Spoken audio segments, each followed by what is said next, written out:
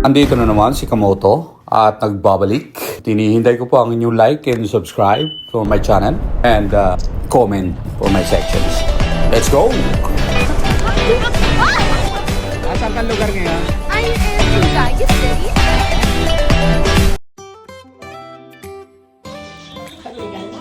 At yun na nga, ngayong umaga, nahihirapan kami bumangon dahil sa lamig ng panahon.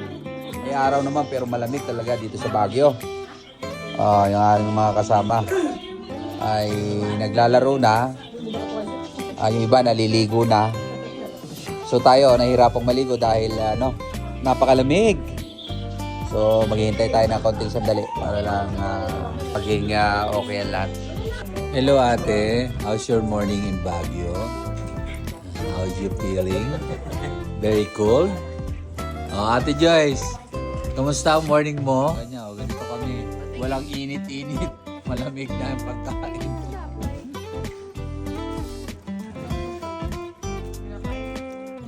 Kausoy, kahit ka na.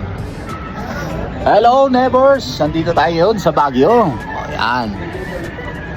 Yung ating apartment. Dito tayo ngayon sa gilid ng bundok. Yan, nagpapalabig at nakapagkape sa Baguio. Ayan, bibili tayo ng taho ni ate. Titikman natin yung strawberry taho niya.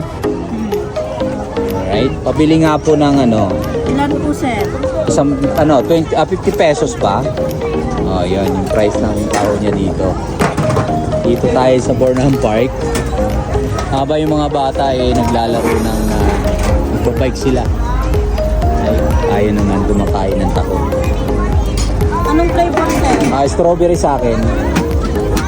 Ito daw yung sikat na strawberry rito, taho. Tikman natin kung anong lasa niya. Ito po. Okay, magkano strawberry? 50 po. 50? Opo, ito po. Alright. Masarap.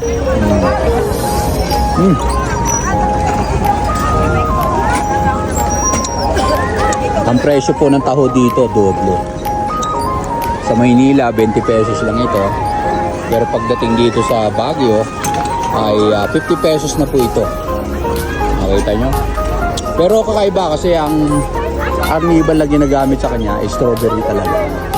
Special, kumbaga. Right? Punta kayo dito sa Baguio at magtaho na kayo. Ito yung kaganapan ngayon dito sa Bornham Park, Station World. Daming mga food hub dito. Daming mga kainan, daming lights. Nasaan lugar ka ngayon? I am in Vegas City. Where are your location from? I am from Quezon City. Oh, really? Ano experience mo today? Anong experience mo sa Baguio? Naka-experience, punta kami ng Dragonstone, tapos nag-costume ako doon. Tapos nag-SM Baguio kami, tapos kumain kami doon.